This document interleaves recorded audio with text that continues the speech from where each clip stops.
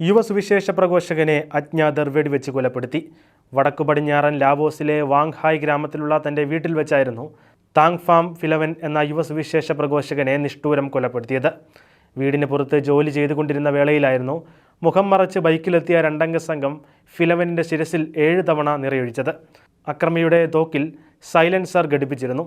ഉടൻ തന്നെ അദ്ദേഹത്തെ ആശുപത്രിയിലെത്തിച്ചെങ്കിലും രക്ഷിക്കാനായില്ല. ഭാര്യയും 2 കുഞ്ഞുങ്ങളുമടങ്ങുന്ന കുടുംബമായിരുന്നു അദ്ദേഹത്തിൻ്റേത്. പോലീസ് അന്വേഷണം ആരംഭിച്ചെങ്കിലും പ്രതികളെ ഇതുവരെ കണ്ടെത്താനായിട്ടില്ല. 2022 ഒക്ടോബറിൽ സെൻട്രൽ ലാവോസിൽ വെച്ച് സമാനമായ രീതിയിൽ ഒരു സുവിശേഷ പ്രവർത്തകൻ കൊല്ലപ്പെട്ടിരുന്നു. പ്രാദേശിക ക്രൈസ്തവർ പറയുന്നതനുസരിച്ച് ഫിലവനിൻ്റെ മിഷൻ പ്രവർത്തനങ്ങളിൽ രാജ്യത്തിലെ ഭരണകൂടം അസ്വസ്ഥപ്പെട്ടിരുന്നു. നിരവധി തവണ അദ്ദേഹത്തോട് ഇത് അവസാനിപ്പിക്കുവാനും അധികൃതർ മുന്നറിയിപ്പ് നൽകിയിരുന്നു. അതുകൊണ്ട് തന്നെ ഇത് ഭരണകൂടത്തിൻ്റെ അറിവോടെ നടന്നതാണോ എന്ന ചോദ്യം സോഷ്യൽ മീഡിയയിൽ പരക്കെ ഉയരുന്നുണ്ട്.